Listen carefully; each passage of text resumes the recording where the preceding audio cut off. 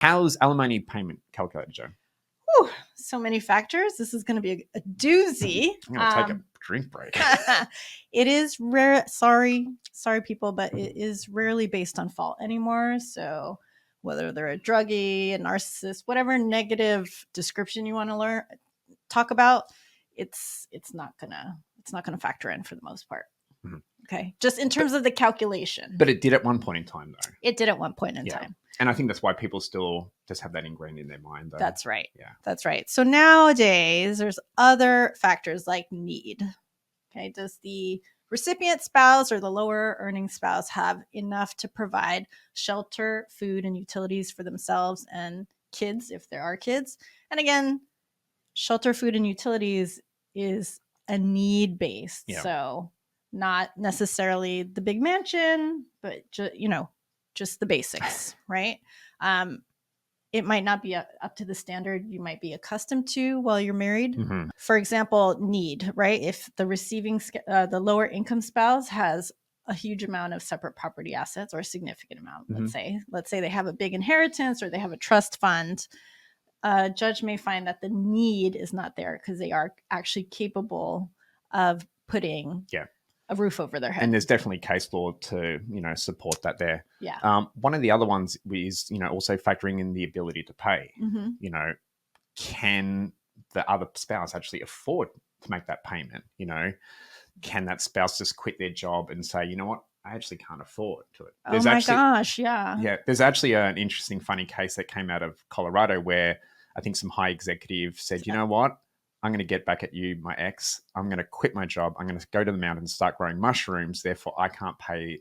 I can't pay this high level of alimony. Yeah. The judge actually ruled against him and said, you can continue to grow those mushrooms, but you're still going to have to keep on paying that money to your ex there. Because you do have that earning potential. Correct. So there is something called a look back period, depending on your state, of what that paying spouse is capable of earning based on past tax returns. So sometimes, why do they do that, you reckon? They want to see, in case that bitter spouse does say, oh, I lost my job. Yeah. I broke my foot. I can't work anymore. Yeah. They look back at actually the earnings history of that spouse. And sometimes they'll just see, okay, if they're capable, you gotta figure it out and make that money, go get a job. If you've lost it, sometimes they take an average of several years. Outlier years, such as a super high year, like you won the lottery, or a super low year where you did maybe get laid off at a certain point, but the other years are high.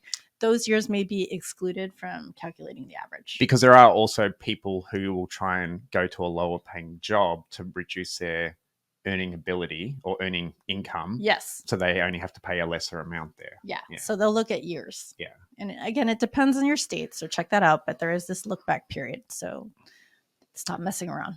Yeah. So, another part of consideration is like lifestyle. So, when you're looking at high income earners, high net worth marriages. That's right. That payment's probably going to be higher there. So, whereas if you're in like more of a low, just a normal average sort of, marriage income, you can't be expecting to make bank and not have to work again there. It's going to be proportionate. If you were coming out of a marriage where you were counting pennies or going paycheck to paycheck, it's not going to be disproportionate where you're like, now he's got to pay me. Yeah, yes. That's right. Like, it doesn't work that way.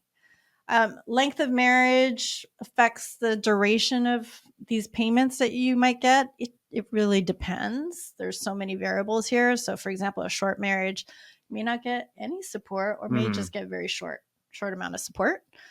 20 years may or may not. Yeah. It depends. So if you got married at 18 and you get divorced at 38, you've got some working years ahead of you. Yeah. There's still enough time there to build a career. Yeah. The court could find that, based off maybe what you studied in school or maybe what even you started in college there, you can actually go back to school and get, some support, but it might have a term limit to it. Right, which we're going to get to in a second. Yeah. But for example, 20 years where you got married at 40 and now you're 60 and you're getting divorced, probably not enough time there to rebuild your career, to be able to fully support yourself. So maybe the alimony could be longer term there, potentially.